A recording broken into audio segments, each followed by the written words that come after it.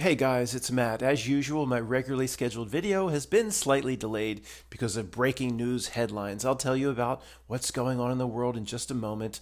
I sift through and wade through those dangerous headlines so you don't have to. And as I said, I'm only looking for just a few minutes, basic headlines, getting the gist of what's going on, moving on. As Michael warned, will not dive into it anymore. It really does affect my mood, like I mentioned recently. Hi, Zara. Come to say hi. The regularly scheduled video I'm going to make, I'm still going to talk about this stuff as soon as possible.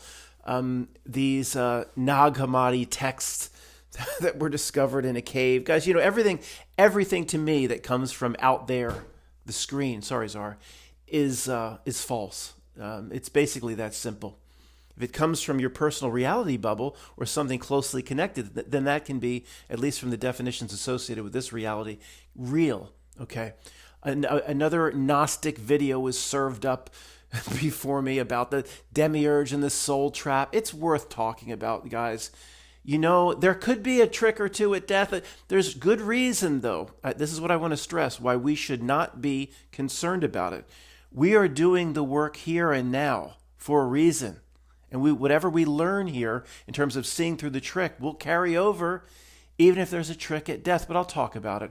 Another video about the Gnostics. Who are the Gnostics? They just say this general term, the Gnostics. Am I supposed to know who that is? Is that like a motorcycle gang or something, like the Hells Angels? The Gnostics. They just walk around with big tattoos across their chest. Well, who's that? I mean, there's never a specific. It's just the Gnostics. Very rarely is there a specific name associated with this group. Okay, I'll get into that. Let me tell you the news. There's a ceasefire. This is my mouse. It's not magenta, it's red, but I'll move it away. There's a ceasefire in Gaza and West Bank, I think brokered by Trump. All the right wingers with the flags welded on the back of the pickup trucks will be so happy. There's a ceasefire. Now, the first thing that I noticed, which seemed strange and odd to me, was going through some of the pictures where they show Israelis in Tel Aviv. Everybody's so happy, like the end of World War II. Now, it's an assault offense now. Nobody's just grabbing a girl and kissing her on the streets of Tel Aviv. That can get you in jail. What happened after World War II can't happen today. But everybody's very happy, waving the flag, waving that star. They're so thrilled over here. Okay, they're real happy. So they must have won. This group over here, Gaza, West Bank, they must be really upset. They want to continue fighting. And then, what? They're over here. They're all happy over here too. Happy over here, baking cakes and everything. And then, so both groups are really happy. Well, why did you fight it in the first place? See, am I missing something here? Both groups are very happy that it's over. Well, why did it start in the first place? Look, I'm well aware. Look, I have to do the sidebar every time. It's a one world system initiated by a group of assholes in a smoking room. They basically, on behalf of what we call not milk, a boss level that can never be seen, they control the play and the script and the acts of the play across the entire world. That's what I believe. So yeah, you understand where I'm coming from if you're new. But it just doesn't make sense that if both sides are happy, why'd you get involved in the first place? Maybe that's just me, and I'm missing something. Oh my goodness. If everybody in this world but us is on the download and the frequency, I must assume I'm on the download. It's ignorant to say everybody's falling for the trick. Now, do I really believe this? No. At this point, if I had to pick one or the other, I believe we can see through it. But I have to leave on the table that we're falling for every bit of it. I just have to. Because this is what the rational, intelligent person or the wise man would have to come up with. Can't think that the entire world is on a download. We're this tiny little lifeboat of people are the only ones that see through it. I believe that. I'm saying it's ignorant to think, to be so sure about that. And I've been saying this a lot recently. And we need to do dedicated videos. If we're being tricked, how are we being tricked? What part are we playing? Is it no different than the group that's being tricked to watch the red carpet and the procession of assholes that come, Hollywood actors that come down and give interviews, and are we no different? I believe we are. Okay, I believe we are. I'm just saying we have to keep this on the table. What are the chances? Oh, this tiny little group of people can see. Like, if my friend Tony came to me, he'd make a good point. So, Matt, let me get this straight. You're Matt. You're from Davenport. You and your little group. No, everybody here falls for what you call a trick. Is that what you called it, Matt? Everybody here falls for it. Everybody here does what it. But you guys are special. You're not falling for anything. You're seeing through everything. Look, but then you get down to the basics. Do you see that inflated tire at the bottom of that skyscraper, dude? That can't happen. If that isn't that seeing through the trick? Look, guys, I'm not coming out here saying we are the same as those that bow down before those, but want autographs as the procession of stars come in to across the red carpet to participate in the Oscars, the golden phallus of Osiris ceremonies. I'm not saying we're the same. I'm just saying it is very strange. I just have to keep it on the table that we are also falling for or doing what the not milk wants. Okay, I've been saying that a lot. Matt, stop saying it and get to the bottom of it. Okay, I need to do that. I need to come. I've been floating it, but in terms of my final position when the dust settles is not going to be, guys, bad news. We've been falling for it too, in the same way as everybody else. It's not going to be that. Of course, I'm not backtracking on everything I've said over the last 15 years. Of course, we can see through it, but that doesn't mean we're not being used as well by this thing here that I call not milk.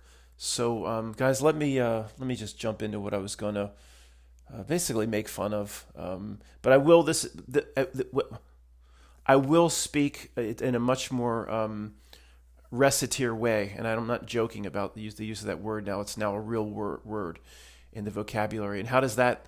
What happens when I say reciteer and the people are on the subtitles, the big obnoxious subtitles? Need to talk about this. If there is tricks at death to recycle us back, that is no laughing matter. That needs to be talked about. I want to say it again with the reciteerly. The language has given me no alternative. There's no decent synonyms for serious or seriously. There aren't any. And I believe that is by design. Imagine if anybody stumbled upon this video. So this is no laughing matter. But my whatever trick may exist, the difference between me and those that run around talking about this all the time is it's not nearly as dire. Trained or untrained. Getting back to Man on Fire and Little Dakota Fanning. What have we been doing? We've been doing all this for nothing. We're trained. If there's a trick, I'll get into it a little later. I'm not worried about it. I don't think my entire existence comes down to a decision to go in the light or not. I don't think it comes down to that. And if it does, and if that aspect of a trick is that rudimentary, is that simple, then it's not going to be that hard to see through, guys. We're doing the work now. Trained or untrained. Everybody here says trained. Basically could just stop. We've done enough. I hope you stick with me. But we basically, you know everything you need to know. We don't need to do any more of this. I hope you stick with me. I don't want to have to resubmit my application back into the liquor store. It was horrible. It was absolutely horrible. We're trained at this point. And even if we just sit back and eat bonbons on the couch, we're never going to lose in this, using this analogy, we're never going to lose the shape that we're in because we've just done too much. We fell for the trick. We investigated too many bullshit truth topics over a 10 or 15 year period. I have, you have, and of course we look out at our truth research community brethren, and they're still doing it. Of course, they're still chasing after absolute bullshit. You can just clearly see came from the not milk screen as just a distraction. But anyway, let me just get into what I was going to talk about. I'll come back, and this will after I make fun of this initially, it will be more reciteer on the back end about whatever trick potentially exists at death. All right, guys, let me make fun of this for a few minutes before we get into a more, as I said, reciteer conversation on potentially any shenanigans that happen or a soul trap and all this stuff towards the back end. And I'll lose some subscribers because so much of the truth research community is so invested in these Nag Hammadi texts. It's such a big part of their belief system. To me, my beliefs are very simple. If it comes from out there, if it comes from the outer ring of reality or the screen, it's false. My own definition, my own half page of what this life is for my own spiritual journey, that's all that matters.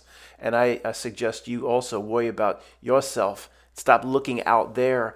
Let's just go through this. Matt, you've never read it. I've never read it, and I'm not going to read it because I feel it comes from out there, of course. Let's just go through this ridiculous story.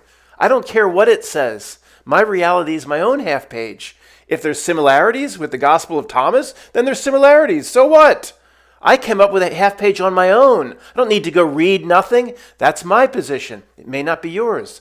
But this is ridiculous to me. The Nag Hammadi Library, also known as the Unpronounceable Manuscripts and the Gnostic Gospels, is a collection of early Christian and Gnostic texts. Many, Orthodox or evangelical Christians would not call this type of thing Christian, but that's what Wikipedia says. Discovered near the upper Egyptian town of Nag Hammadi in 1945. It was just discovered. Isn't that fortunate? We had no idea, and we found it. Okay, we'll get into that. We'll make fun of that soon. Guys, as we do this, in this particular case, there really is only two choices. You can believe the knot milk is relatively new, maybe just been around since 2005, the spiritual adversary, or you can believe it's probably always been here. Well, I shouldn't. If I'm giving you two choices, I shouldn't lead one of the choices. That's wrong. It's always been here as one choice, or a Christian would say Satan, it's ancient evil. It was embedded and put into the reality itself to be the spiritual adversary, and it's not from 2005. That's what I guess I gave away my belief set. That's what I believe, that it's always been here. So if certain texts were found and it was kind of like against what the Knot Milk would want, don't you think they would come in and take those texts away and not allow it to be on Wikipedia right now? Or is it just me? Like I just crazy talk. Well, let me read it. 12 leather-bound papyrus codices and a tractate. What the hell is a tractate? From a 13th book buried in a sealed jar. Oh, sure. Were found by an Egyptian farmer named Muhammad al-Saman and others in late 1945. Yeah, well, Muhammad, was he digging around looking for whatever he canned last season, looking for dried figs and dates and nuts and crackers and shit in jars? Muhammad, what are you doing over there? Did you find the food that we canned last season? Do you want the village to go hungry? Where are the dried dates, figs, nuts, and crackers? I think I found something here much more significant. What is it? A bunch of papers in a jar? What paper's in a jar? What language is it in? Oh, nothing I can read. Well, then throw it in the damn fire. You want me to what? There could be something important here. Why would they even think it's important, the people that dug it up or found it? You know what? To me, it would have gone right in the fire. And I'm just going out on a limb to thinking he might be Muslim? I don't know. Maybe that's a stretch, Matt. That's a little inappropriate.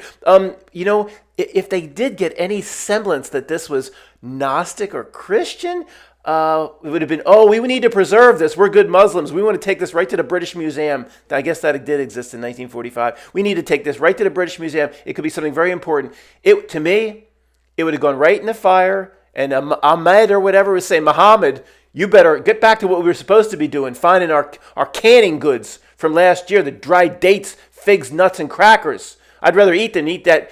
Can you eat that papyrus shit? Can you eat those papers you found?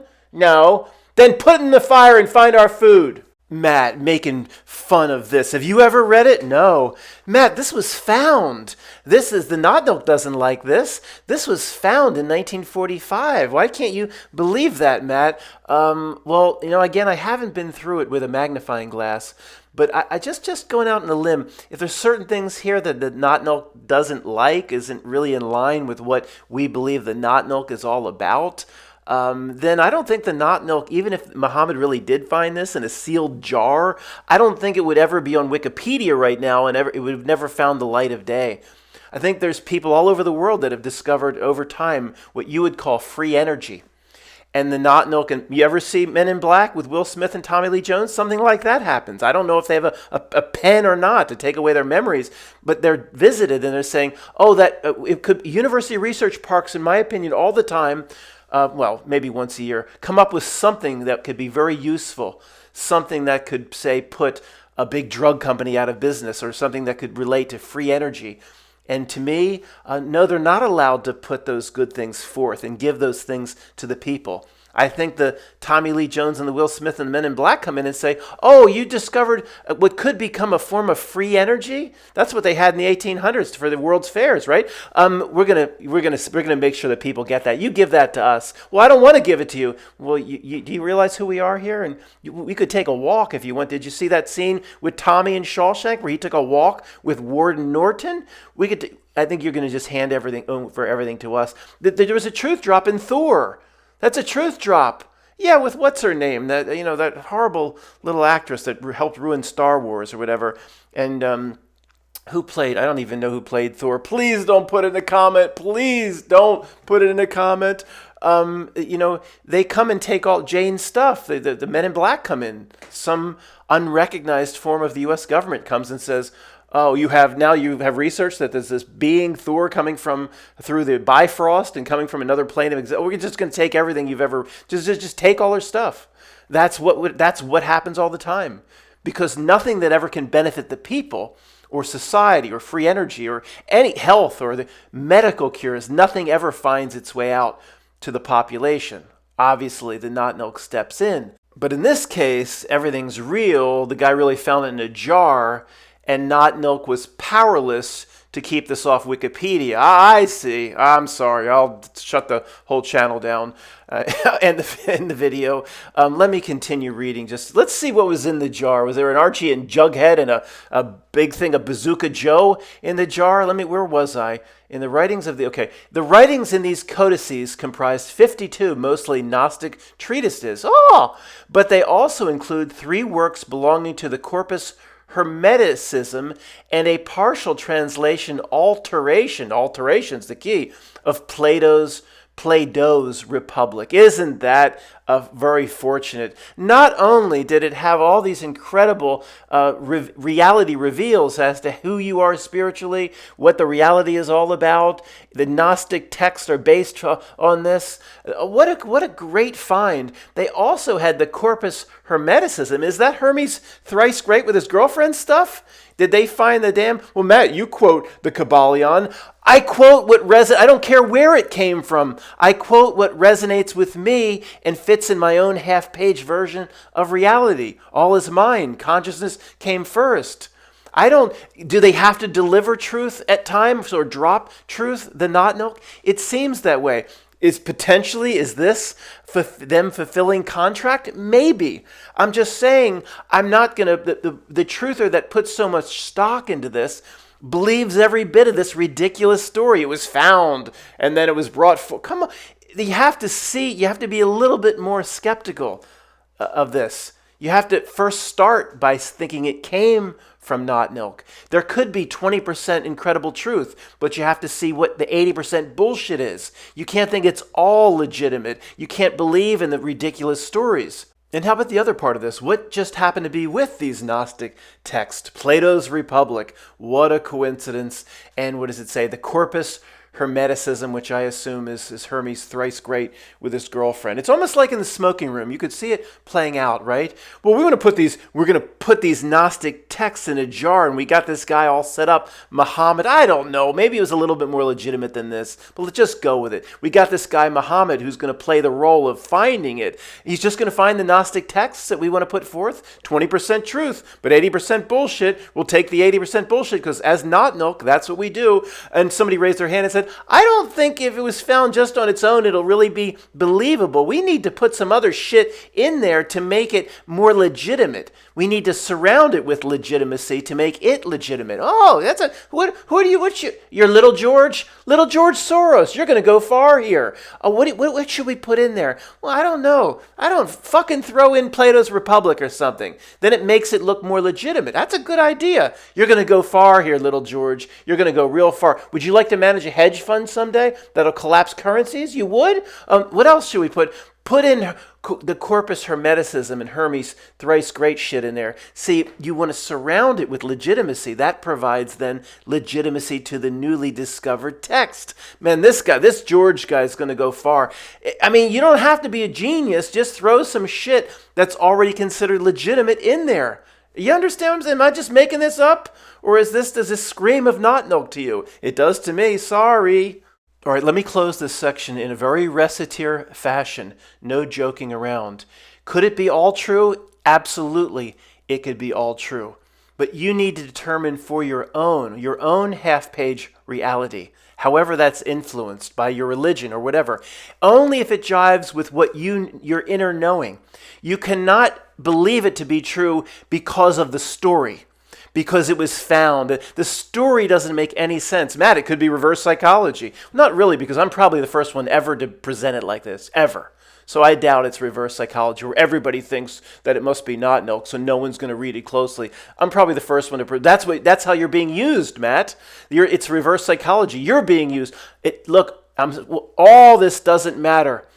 As I said, if Satan was speaking over here at the Brightside Farm, I'd gladly go out and put my blanket down and listen, because I know enough to discern what is true and what's bullshit. You could discern Satan? Yes, I could. We have all done enough. It could be all you, but do not believe it because of the story. Oh, we're so lucky this was found. Believe it or not believe it, and there's definitely truths in it, no doubt. But in typical not milk fashion and practice, there's going to be a lot of lies and a lot of deception and a lot of bullshit and whatever was in this jar with the dried figs and dates.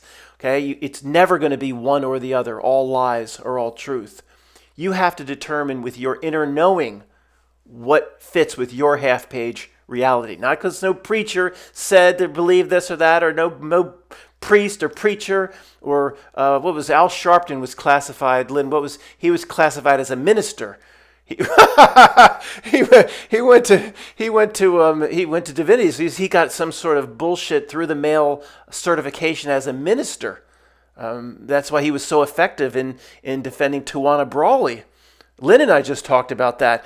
Because if Al Sharpton said it, if Joel Ovaltine said it, throw it all out. Only read the Nag Hammadi, read the Tibetan Book of the Dead, your own half-page reality, if it is in line with your most deepest inner knowing as being true. That's all that matters. Now, people will misquote me. I didn't come out here and say, oh, Matt just made fun of the Nag Hammadi. He said it's Gospel of Thomas. It's all bullshit. No, did I say that? No, but people will run with that. Did I just do that? No. I said the story is ridiculous. For some reason, there's things in here that the Not Milk wants to put forth. Thus, why it wouldn't be on Wikipedia if it was so damaging to Not Milk. The Not Milk would have seen that it never made the light of day. There's truth in it. There's also a bunch of bullshit and lies. Don't ever believe the screen's version. I didn't expect to keep doing this, but look at the story, folks. Too much detail also. The reality's giving itself away. Too much detail. I promise one more minute from this moment, but come on. Scholars first became aware of the Nag Hammadi Library in 1946. Making careful inquiries from 1947 to 1950, somebody discovered that a local farmer who was a teenager at the time dug up the text from a graveyard in the desert located near tombs from the 6th dynasty of Egypt. Oh, sure. All of this has not no significance. You ask me, 6th dynasty in Egypt? That's probably where they think they all came from. The Not Milk people, those creeps, they probably think they love their Egyptian roots for some reason. It's downright creepy. In the 1970s, James Robinson, who's that? Am I supposed to? Sought out a local farmer in question, identifying him as Muhammad Ali al-Saman. Al-Saman told Robinson a complex story involving a mission occasioned by a blood feud, digging to obtain fresh soil. Come on, man, for agricultural use, and thus finding the manuscripts in a buried jar. hesitating to break the jar due to superstitions about a djinn. Oh, come on. This is an insult to my and your intelligence. Give me a break. Scrolling down a bit further, same guy. Robinson was elected secretary of the International Committee for the Nag Hammadi Codices, which had been formed in 1970 by, oh no, UNESCO, a division of the United Nations, and the Egyptian Ministry of Culture. It was in this capacity that he oversaw the project. A facsimile edition in 12 volumes was published between 72 and 70. Okay. UNESCO. Really? Got the UN's involved? But this is real truth. And this is not good for the not milk if this is out there. And UNESCO's making sure. Come on. What more does anybody need to see? Matt, you don't even know exactly what's in there. No, I don't. I don't care. I've been hearing about this Nag Hammadi through different truth circles because I've been in the middle of this for 15 years. I don't care exactly what's in it. I have my own half page as to how this reality works. I don't care what book shows up on my front door. I'm not going to change my half page reality. Okay, guys, back here for just one more minute. Like we've talked about many times, the details carried through time artificially are impossible and is another aspect of reality giving itself away. Now, this isn't the greatest example in the world, but it's pretty good. What I'm talking about is you can go on Wikipedia and it'll say, in the naval battle here or there, Commodore Perry fired 11 times. There's no way it would be recorded how many times Commodore Perry's ship fired at a certain part of the naval battle. Okay, once every 100 years, somebody would have had this diary with all the information and it would have found its way out. But the Not Milk does this all the time. It is a reality giveaway. I mean, it's even right here. Al-Samman told Robinson a complex story involving a mission occasioned by a blood feud, digging to obtain fresh soil for agricultural use, and thus finding the manuscripts in a buried jar. Hesitating to break the jar due to superstitions about jinn. Come on. Let's just say he told Robinson all of that. Let's say Robinson gathered that, writing little notes on his own papyrus. How does that make it to 2025? Those details. And the Not Milk does this over and over again.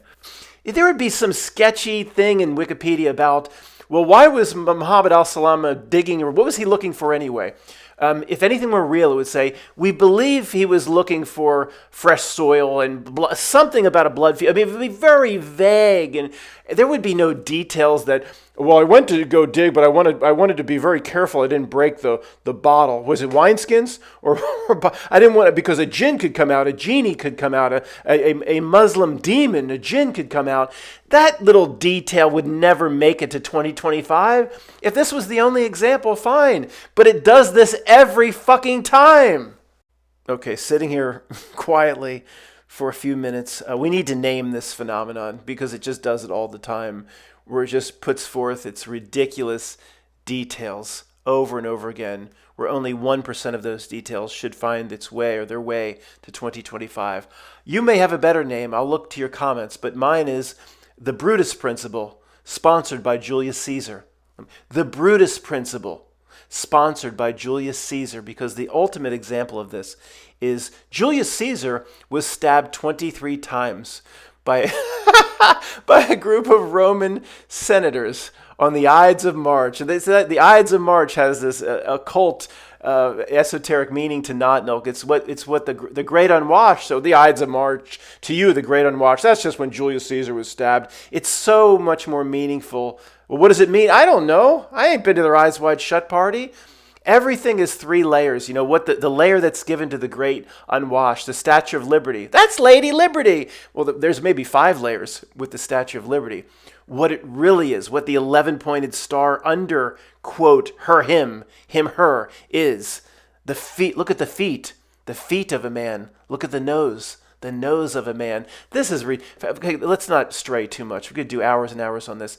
History, there's no possible way we would know in 2025 how many times Julius Caesar was stabbed. It's the Brutus Principle of not giving itself away, the dark reality giving itself away with too much information that never could be carried through time. The Brutus Principle, sponsored by Julius Caesar. First off, 23 stab wounds. The doctor whatever you would call a doctor and with the Hippocrates oath, looking over the body at that time, 10 minutes later, would not be able to know the number of stabs. Right there, would not be able to know. Yet we know thousands of years later, not Milk, if you're listening to me, and I'm sure you are. It used to be directly. Now it's probably through your Chat GPT or your Grok or your other little alkalites. You're giving yourself away by carrying forward these ridiculous details. What are you saying back to me? Nobody notices but you guys, so we'll keep doing it? Yeah, that's what I thought. Thanks a lot.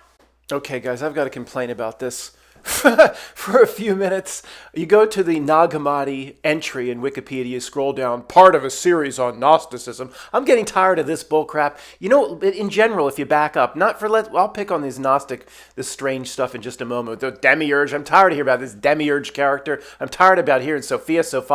Hey, Sophia, if you create this demiurge, you fix it. Fucking fix it. Wait, okay. My biggest gripe with all of it, including the Christian Bible, there's too much writing. There's too much text. Even the Christian Bible pushing 800,000 words. For what? You know, I like what God did in the Old Testament. Here's 10 simple commandments. Go do it. Jesus, basically, couldn't you sum up what Jesus would say your life should be all about in just about a page or two? What are 800,000 words for? You think that's all? That's okay. They forget the Gnostic test. Now you have the Gospel of Thomas and all this stuff in the Nag Hammadi and this and that and all this writing in the Tibetan Book of the Dead and all of it. No matter what the philosophy is, the books, the main religious books or holy books or tenets, should be 3 or 4 or 5 pages long. That's it. When it gets longer than 20 pages, then I become skeptical. I'm sorry.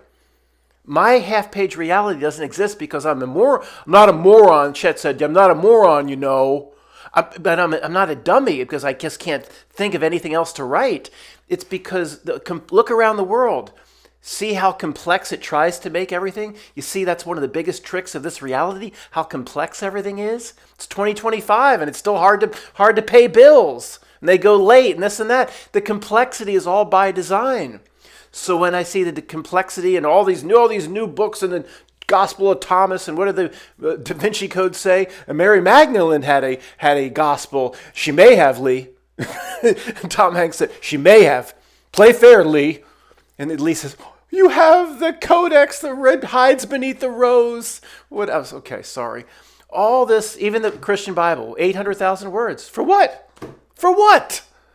And okay. I mean, I don't know. Then you have all this Gnostics. Okay. Let me just get back on the Gnostic stuff. I've pissed the Christians off enough recently with the Old Testament, New Testament things. I'm tired of this nonsense. To me, when I watched, I never read the story about Grendel, and it was Beowulf. But I've, just like Rodney Dangerfield in Back to School, I've seen the animated picture with Anthony Hopkins doing the voice of the king. To me, that's the story of that is Sophia, and that is the demiurge to me, Grendel, that attacks. I forget the famous actor that did the voiceover in the animated Beowulf, which is about 14 to 15 years old, which is very good, by the way, if you haven't seen it. That to me, that is the Grendel. That's the demiurge. But I don't know where. I just kind of came to that one day. Sorry, that's neither here nor there. Where did all this? Okay, at least with Christianity, how do we know, right? Well, from the Old Testament, God spoke to many people. 30, 40, 50 people. He spoke to Abraham. He spoke to Paul, right? He spoke to Adam and Eve. He spoke to Job. I mean, he spoke Moses, of course. How could I forget? I am that I am. That I got that from a movie too. That was the way it was presented in Ten Commandments. I don't see that. I don't read the books. I watch the movie, just like Rodney Dangerfield in Back to School. He spoke, so okay, that makes sense. Jesus, it comes through him. He is God, right? He is part of the Trinity. How did these Gnostics know all this? Get back to this Gnosticism horseshit. Where did it all come from? How do they know? The Gnostics will tell you about the demiurge and Sophia and this and that and the pleroma. How do you know? Okay, Matt, this is where you're really showing your ignorance. There is a Moses-like figure in Gnosticism that was communicated with directly with Sophia, rose up above the bed like Regan in The Exorcist. I don't know anything about, but how do they know? If somebody over here went on a DMT or acid trip and said, Matt, I had a trip last night, I have a new religion for you. I'm sorry, I wouldn't believe it. So, in general, people say what I've said is very Gnostic. I don't have any idea. I never read one word of it. I understand none of it. What I'm saying is very Gnostic, it's not. I'm not reading the books and trying to copy. I never read none of it. I don't care. In general, I agree with certain principles. In general, there's an evil here. I call it not milk. They call it demiurge. There's something trying to distract you. Try to ultimately get back to at death where you belong. Pleroma, I don't know, whatever. That's what they call it. I don't know nothing about it. Pleroma. Could there be? And we get into what I'm going to come back and, unlike most YouTubers, show my face and tell you my real name, Matt McKinley. I'm going to come back and talk about the potential tricks at death and where my current personal understanding is on that, and I'm not worried about it, but I'm just tired of all this nonsense, and I'm sorry to be all over the place, guys. The major gripe in this section is why all the hundreds and hundreds of pages, Buddhism, books on Buddhism, but all this stuff, why? It should be, I don't believe my half page is dumbed down because I'm too stupid. You're stupid or something. You can't sit here. No, because I believe the simplicity is the final truth in this reality. I'm a real spiritual being that's timeless. There's something here I can see very clearly now that's trying to block me and distract me, no matter what Fonzie said in the comment in the last video. Something trying to keep me from what I'm supposed to do. I can clearly see that. So it's my job to go find out why I'm here, what I'm doing here. And if there's a trick at death, well, we'll talk about that. We're trained or untrained, trained. I'm not worried about it. So I'm going to bitch at everybody's religion. The amount of text, and go look at Acts and Psalms. It's for what? For what? All that nonsense. Sorry. Okay, guys, finally getting to the part I really wanted to talk about. I thought this would be the video right from the start. My latest take on the endless videos that come about the soul trap, recycling trip, light trap, etc. Have some thoughts that some of these things I don't think I've shared in other videos. So let's get right to it. First off, people will misconstrue what I've said in the past, take my words out of context. Because I'm not worried about any trick at death, I never said there's no possibility there will be a trick, okay? I've always said it's possible. But as I've said, trained or untrained, we're going through the process now. We're training, we're learning, we're seeing through the trick here. So if there's a trick there, I'm not worried about it. I'll be able to see through it. We question things differently than the masses on the ship of fools around us. I never said there's no possibility for a trick. I just want to get that out there. But I also said if you dwell on that and you make that the focal point of your entire existence, then potentially you're helping manifest it, because all is mind. And all of this sort of reality creation, if it doesn't come directly from the real spiritual beings, then we are a major ingredient or variable in this equation to make the reality what it is, or the not milk wouldn't be up in our business all day trying to influence our beliefs and what we think about this reality. So one thing I wanted to say, guys, is, and I have thought about this, if there is any sort of a trick, then it's not, to me, it's not true death. There could be this, I've called it the green room in the past, this very small space, if you back up in terms of all that exists between what we consider to be this life and what is, from this life's perspective, considered to be death. There could be, if there is a trick, I think they operate in a very small space. So one thing I was thinking about, and whether these types of stories are carried through ADEs or NDE experiences when somebody goes under the ice and they're revived, I was thinking about this the other day. If you are dead or pronounced dead and you are carrying your body, the look of your body, to me, that is a giveaway that you're not anywhere near where you need to be. There is no possibility that we would be experiencing. You would look down at yourself etherically, or I don't know what words to use, and it would look like you have a hand or a body. I think I'm personally going, I'm going to be aware of this sort of thing. Say this, okay, I'm dead. I have hands. It's just like Eddie Murphy in Trading Places. I have legs. I can walk. I have just same thing. Do the Eddie Murphy in that just as you're passing. If this is not where I need to be. This could be part of a trick. I wouldn't carry the body or the outline of a body. This is ridiculous. Okay, that's something that I've never talked about. I've never really heard talk about. I think that's important. I don't think my entire existence boils down to whether or not to go in to light or not, a light or not. I think I actually remember writing about this. I don't remember if it was the first book or the last book. I don't remember. But okay, again, we're trained or untrained. We're trained. If we die and there's a light, and the going into death, I will say this one thing. I will say, first of all, to me, it's about a frequency, a vibration, a resonance, a calm. No, I've done enough. I'm not doing this anymore. I'm not worried about anything. That no fear. That's very important. To the old legends and lore about the samurai, for some reason, they concentrated on how the moment of their death would be throughout their entire lives for decades and decades, prepared for their own death. There's some truth in that. There's a truth drop in that in some sense. No fear, calm, frequency, vibration, something that is oil to its water. Just doesn't. It wants fear. It wants if there is a trick. Anyway, so what was I going to say? So trained or untrained, we've seen through the trick in complete confidence. We've seen through the trick here. If there's a trick, I'll be able to see through it. Oh, the light, go into the light or not. So, this is important. See, I got distracted. The one thing I will say to myself is whatever I've learned here in terms of this sort of truth training, I will carry all of it forth into the moment of death and beyond. Why? Because I said so.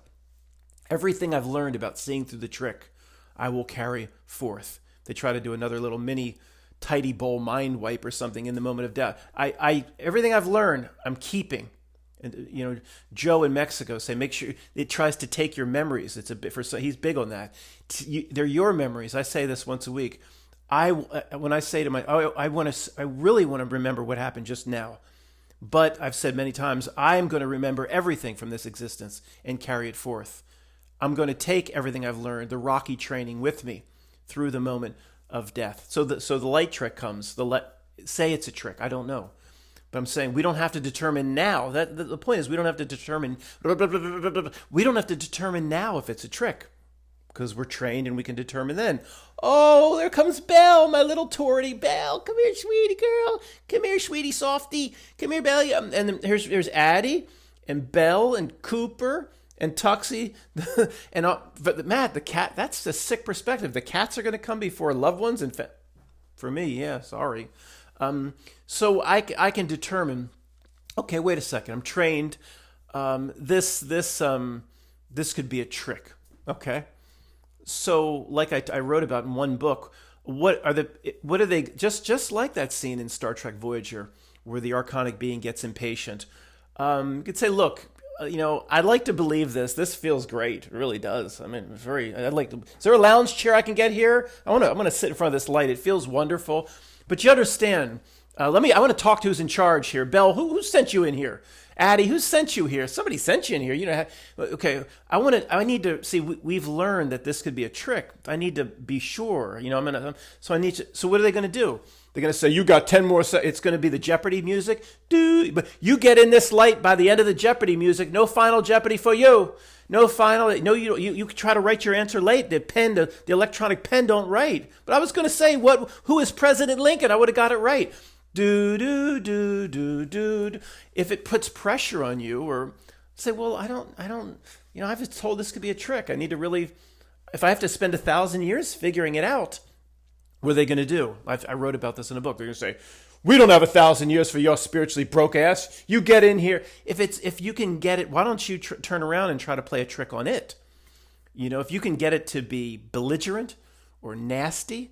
Or Belle coming out of the light, or my grandmother, they wouldn't be nasty. I'd say, I understand. You came from, what year did you come from? My grandfather in the light would say, oh, 2025, 2020. Hopefully I'm going to put some years on that. I don't want to do this year. I was already in the hospital. 2040 something, whatever. Oh, okay. Oh, that was real fucked up that time. I could see why you think everything's a trick. It's okay. If you have to spend 1,000 years, then you do whatever you need to do. But we'll be here for you. I mean, if it's belligerent, it's like Fat Bastard in Austin Powers. Get in my belly. Get in this light. If and you have 30 more seconds, Jeopardy music, then that's not. I mean, you can try to trick it. Try to draw its true nature out if there is this trick. But the main point is we don't have to determine now whether, see, that's what the truthers have done. They've watched videos. So they don't know, Matt, don't you go in the light. They know now. Well, that's ignorant. How would you know now about what is on the other side or at the moment of death? All you can do now is say, I'm trained. I can see through tricks. My discernment is a level that if I did this before, or I did other incarnations, or Tony's simultaneous incarnations, this incarnation or this iteration of me, of which we've done it 10 or 1,000 times before, I believe is probably the highest evolution of anything we've ever come forth or brought forth in terms of seeing through the trick. So you don't have to determine your truth or now, and you just watch videos. So you're from Davenport. You're really smart. I watch a lot of videos. They say don't go in the light. Well, who told you that? That could be person could be. What did Rodney Dangerfield say when he said you guys have used books? Yeah, and they're also underlined, Dad. The person that had underlined that could be a psychopath. Get these boys some new books. The person that told you not to go in the light. How do you know them? Who trusts you? Who are they? I mean, they could say I would be much less skeptical if they said, look, we don't know, but there could be a trick. And we're doing the Rocky training now. There could be things, but to come out and definitively say not to go in the light, based on what? I mean, do you understand? Because people will misinterpret or they'll hear what they want to hear in terms of what I just said. I didn't say to go into the light. I didn't even, if there is any sort of a trick, there's no reason to prepare for the exact what do we do? Do we turn left? What do we do with the Tibetan Book of the Dead on day 10? What do we do with the blue light? Turn right, turn left. We're doing the work and training now. I know I'm being slightly repetitive or major league repetitive, but this is very important. If there is a recycling trap, extremely important. It can't be said enough. But to know exactly what you're going to do now based on what might happen, that to me is the height of ignorance. I need to, I'm just saying, we don't know. I don't know what I'm going to do, but I know enough and I've discerned enough. I'll be able to figure it out. I'm confident I will be able to figure it out. Go in, not spend 1,000 years figuring it out. Well, okay, I've said that. Let me make sure this recorded. Okay, guys, sitting here for a few minutes, just trying to collect my thoughts in order to wrap up this last section. As it gets brighter, I guess I sat for longer than I thought. As it gets brighter outside, I get darker. No, I'm not putting up any curtains, or somebody in the last video begged me to put up a picture or something. What would it matter? I just turn the whole video. I barely show any pictures or anything you need to see anyway. So, guys, in terms of what needs to be said, the training, the Rocky training for whatever may come is being done now. And there's the worry about yourself training, that's 100% where I am. Let me put this down. I'll keep playing with it. Not that. The Rocky training. Do you need to find other videos that'll tell you what to do? See how just ridiculous that is? Do you need to go on the internet? I'm not telling you what to do either. You need to do it yourself. You need to worry about yourself. I'm giving you general, like Rocky training might say, hey, try to chase in Rocky 2, chase the chicken. He's got speed. You catch the chicken. Certain types of military presses, or running along the Schuylkill River where they have the two-headed fish. You got to do the training yourself. I'm not telling you. The opposite is, I need to watch these videos to see what to do when the light presents itself, or how to get through West Penray's grid. Or that's you can just sense that's not the right way to go about it. Worry about your self activities. Just if there is any sort of tricks or whatever. First of all, as we said, don't focus on this. Just know you're confident. You're ready for the fight, or if there is one or not. Rocky, like who? Rocky, may, after all the training, he'd be like, "I don't. Am I fighting somebody? I don't even know, but I'm ready." Is it Apollo Creed Fight 3? Clubber Lang? I don't. There might not even be a fight. I'm ready. I'm trained. That's what we've been doing. So, it's the basics of, have you dropped fear? You don't have to be perfect. Is your fear of death 98% less than, for me, than what it was when I had that moment in my early 20s when I realized I was going to die? It came upon, as I said, it came upon me in a moment. On paper, I would have known before that, but I never had the realization, and it shook me. It really did, because as I said, I had no religion, I had no belief system. It happened in my early 20s. Have you dropped fear? Have you thoroughly convinced yourself that you're done with this? Are you sure? You have to be sure. I think if you carry, I might want to do this again or whatever. I just had a conversation with somebody in Europe a few weeks ago that said, I think I'm going to do this again. I think, hey, we've probably done it before. We're a timeless being.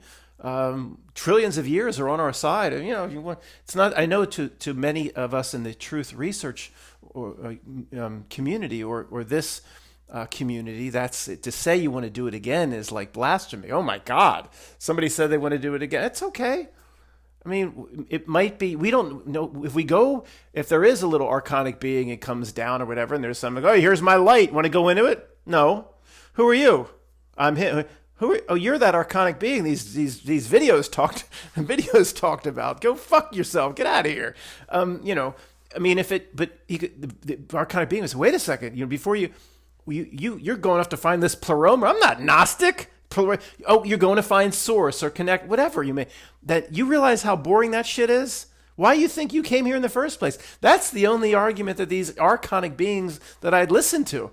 And say, this is boring ass shit. You floating around having all your pain in your knees and everything, it all goes away. But after like day 4, you're bored off your ass. Why you think you're here in the first place? All this pain and suffering and relationships and ups and downs and love and lust and hatred and this. You came here, the archonic being. This is the only thing that I'd listen to. You'd say you came here for a reason. That shit's where you want to get off to. You're going to be happy for about 2 days. Boring as shit. I don't know. I still might want to say, like, I'm done with this. That's a very strong argument you're making, archonic being. And you're quite a handsome fellow, too. Do you work out? He'd be like, what? But I'm done. I'm done with this. See, if I went, I could choose to do it again. I see why? Because I said so. I'm going to go do something else. Okay, go fuck yourself. Who knows? But we don't have to. Trying to find a video that will tell you exactly what to do. That's why the Tibetan Book of the Dead is so comical, because the book, and it will tell you what to do or try to do on each day of the bardos, and when certain lights are presented. And as I've said, a big part of certain days of a 40-day. Why is it always 40 days and 40 nights? Everything's always 40 days. Right? And Noah, if it says on this day, demons will come of your own making. Yeah, I'm sure. That's if you your whole life believed you have to go through these bardos, and you're manifesting it. Probably you're manifesting it on yourself. They give it a truth drop. Demons of your own making. The shamans say over the body will come on day 10 or day 15. Yeah, there you go. You're manifesting the whole bardos on yourself. So anyway, guys, I'm not going to... Don't dwell, I do believe, do not dwell. The people that spend too much time, I need to figure out, there's going to be all these tricks at death, and they spend too much energy, and maybe talk about, lose Harvard energy. Maybe you've helped manifest it, likely. Frequency, no more fear. I've done enough. A lot of people that make these videos talk about a resignation. I don't like that. Resigned to it. They're like bowing. I don't like those words. Don't like that. To me, I'll always be a rebel. I'll always rebel against any sort of anything related to this plane of existence, any sort of organization or thing, anything trying to tell me what I'm supposed to do. Or I don't like those words, but I like the trained and untrained. I believe 90% of us here if you remember a few things, could just stop everything. Just completely walk away from this channel, walk away from anything, any YouTube video. We know enough, okay? We just, the way a samurai prepares for death for the next 10, 20, 30 years, so much ever time you have left. Enjoy the beauty that's here. The nostalgia is okay. That people have said that nostalgia, Matt, that's creating a chain to this world. No, it's not. Because why? Because I said so. It's not. I can appreciate, boy, especially music. You say, boy, I'll miss that if we don't have that. I need to, for a free voice video, introduce. Sorry for the 1 minute sidebar, guys. John Hobart, Hobart. Try to find his channel. This is potentially the most underrated composer of music in the history of the world. I mean, there's songs like one song's called Before Now, John Hobart. I'll put a link right in this video. And you see some of his songs have like they've been out there a decade, 200 views or 500 views, when these should be the soundtracks of major Hollywood motion pictures.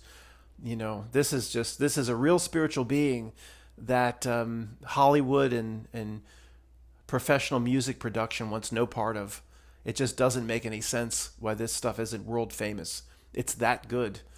It's not classical, but it's light. But I'll put a link to some of my favorite songs. And why was I talking about that? Oh boy, I don't. Oh, music. I will miss music if that's not available.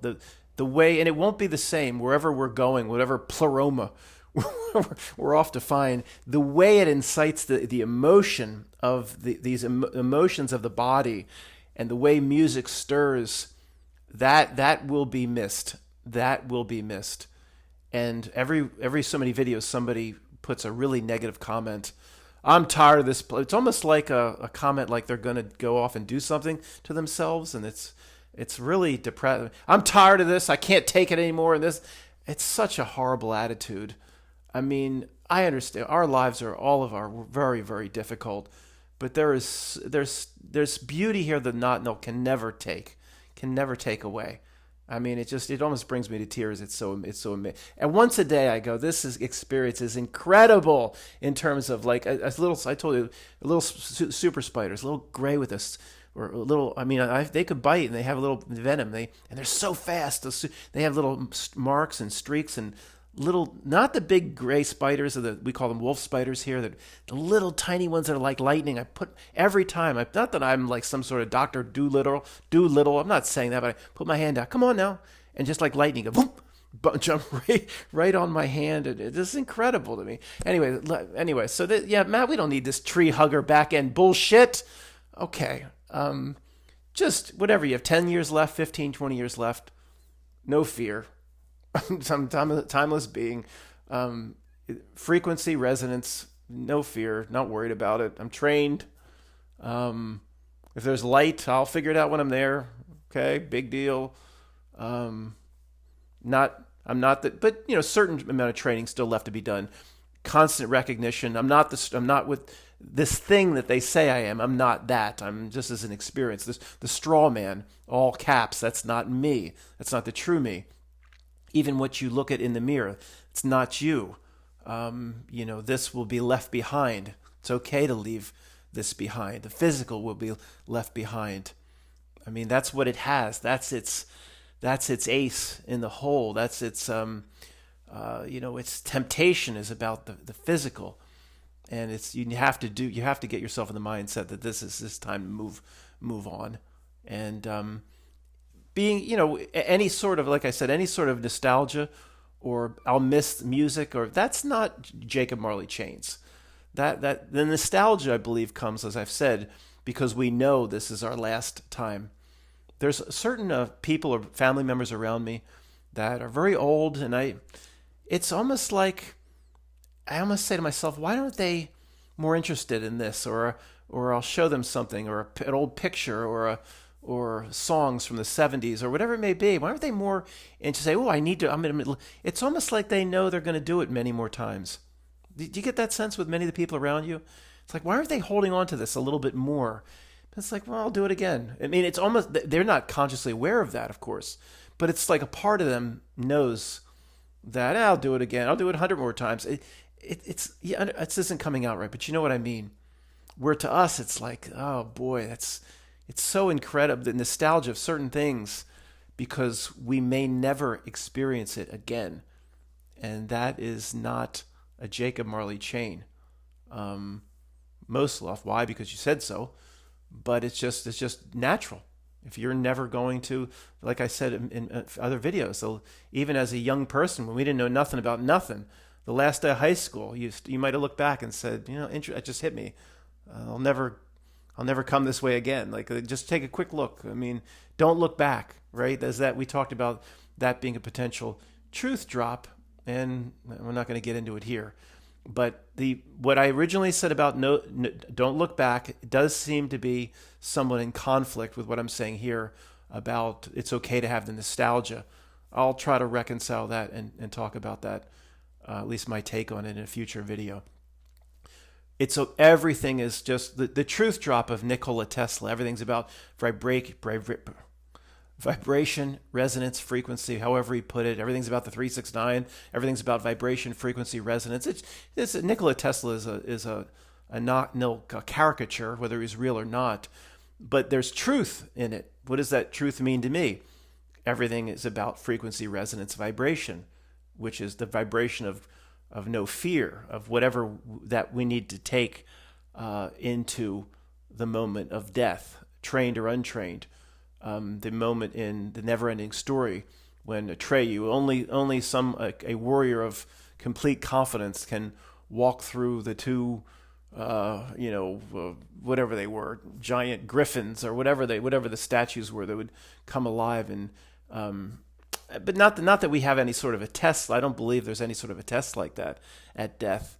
The most ridiculous thing of all time is that heart weight against a feather bullshit. And Bill put Anubis and those waiting for me in the light with bicycle chains, pipes, nunchaku, certain types of weapons, bow staffs.